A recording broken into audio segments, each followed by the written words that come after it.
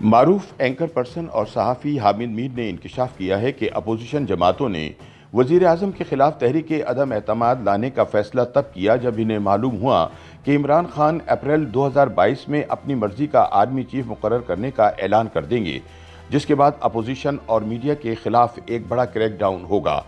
अपने ताज़ा सियासी तजिए में हामिद मीर कहते हैं कि इमरान खान को तवक्को नहीं थी कि जरदारी साहब उस शहबाज शरीफ को वज़ीर आज़म बनाने पर तैयार हो जाएंगे जो इनका पेट फाड़ने के दावे किया करता था।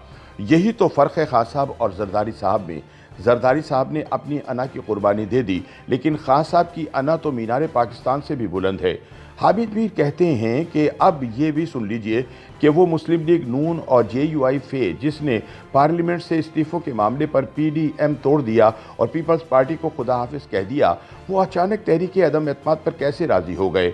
तो जनाब, किस्सा यूँ है कि मुस्लिम लीग नून की क़यादत को तहरीक इंसाफ के कुछ बागी अरकान और इत्तेहादियों ने खबरदार किया कि इमरान खान अप्रैल 2022 में अपनी मर्ज़ी का आर्मी चीफ मुकर्रर करने का ऐलान कर देंगे। इसके बाद अपोजिशन और मीडिया के खिलाफ एक बड़ा क्रैकडाउन होगा। इस क्रैकडाउन को कानूनी जवाज़ बख्शने के लिए कुछ सदारती ऑर्डिनेंस जारी किए जाएंगे। मुस्लिम लीग नून और पीपल्स पार्टी को ये खबरें जनवरी में मिलना शुरू हो गई थीं। इन जमातों को ये पता भी चल गया कि इमरान खान आइंदा इंतखाबात में हर कीमत पर 2/3 अक्सरियत हासिल करना चाहते हैं और इसीलिए उन्होंने कुछ इत्तेहादी जमातों पर दबाव डाला कि वो अपने आप को तहरीक इंसाफ में जम कर दें। फिर एक वफाकी वजीर ने अपोजिशन को ये खबर दी कि खान साहब आइंदा इंतखाबात के बाद पाकिस्तान में सदारती निज़ाम नाफिज करना चाहते हैं और 1973 के आइन का हुलिया बिगाड़ना चाहते हैं। बकौल हामिद मीर, 1973 का आइन पाकिस्तानियों का वाहिद मुतफ़क्का सियासी दस्तावेज़ है जिसने इस मुल्क को मुत्तहिद कर रखा है। आइन से खेलने का मतलब पाकिस्तान की सलामती से खेलना था। लिहाजा मुस्लिम लीग नून और JUI फे ने फैसला किया कि पीपल्स पार्टी के साथ मिलकर आइनी तरीके से इमरान खान को हटाया जाए और आइन को बचाया जाए।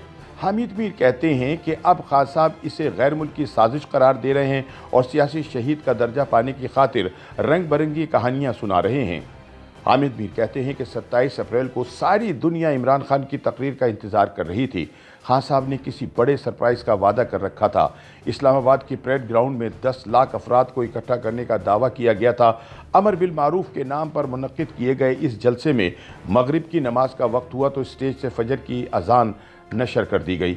बज़ाहिर ये एक छोटी सी इंसानी ख़ता थी, लेकिन इसने साबित कर दिया कि दीन को सियासत के लिए इस्तेमाल करने वालों के पास एक मौज़न भी दस्तयाब न था। हामिद मीर के मुताबिक परेड ग्राउंड जलसागाह कम और जलवागाह ज़्यादा लग रही थी। अमर बिल मारूफ के नाम पर नाच गाना हो रहा था। मुनाफ़क़त के जलवे पूरी दुनिया देख रही थी। जो सहाफ़ी दोस्त इस जलवागाह में मौजूद थे, उनका कहना था कि जब इमरान खान ने तकरीर शुरू की तो 30,000 के करीब लोग जलवागाह के अंदर और बाहर मौजूद थे और तकरीर ख़त्म होने तक ये तादाद और भी कम हो गई थी। खान साहब की तकरीर काफ़ी लंबी थी।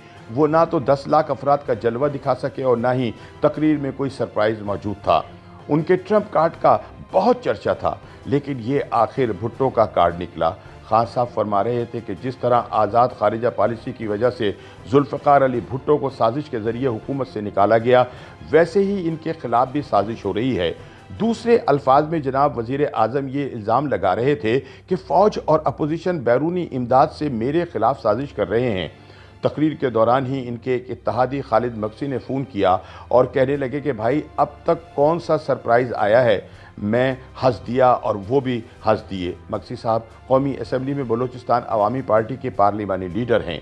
इमरान खान की हुकूमत ने इन्हें अपने साथ रखने के लिए प्यार मोहब्बत की बजाय धौंस और धमकी से काम लिया और धमकी के लिए जिनको इस्तेमाल किया वो भी एक कौमी राज है।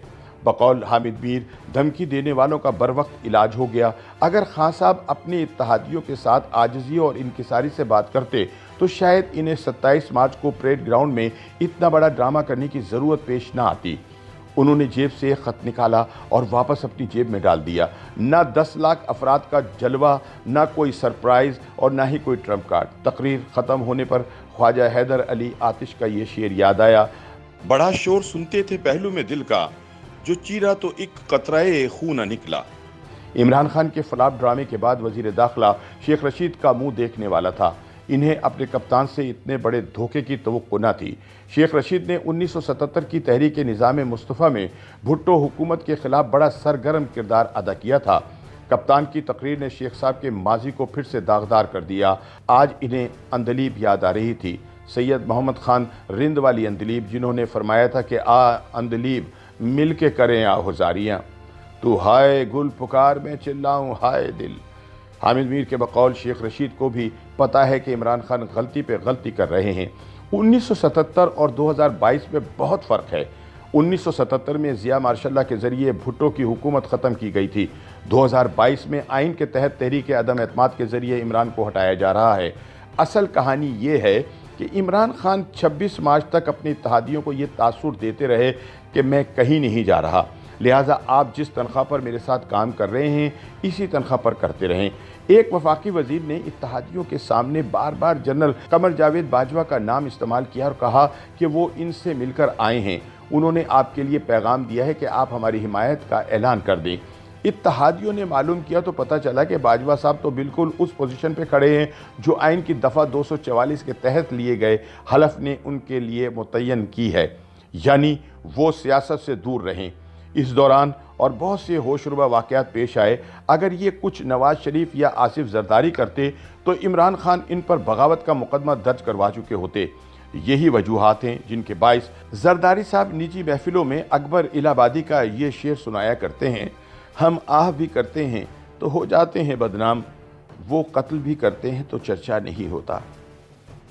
YouTube पर गूगली न्यूज देखने के लिए youtube.com की सर्च बार में गूगली न्यूज टीवी टाइप करें। गूगली न्यूज के पेज पर सुर्ख रंग के सब्सक्रिप्शन वाले बटन पर क्लिक करना ना भूलिए। YouTube पेज पर अपलोड होने वाली वीडियोस से बाखबर रहने के लिए बेल आइकन पर क्लिक कीजिए। आपको हर नई वीडियो के बारे में नोटिफिकेशन मौसूल हो जाएगा।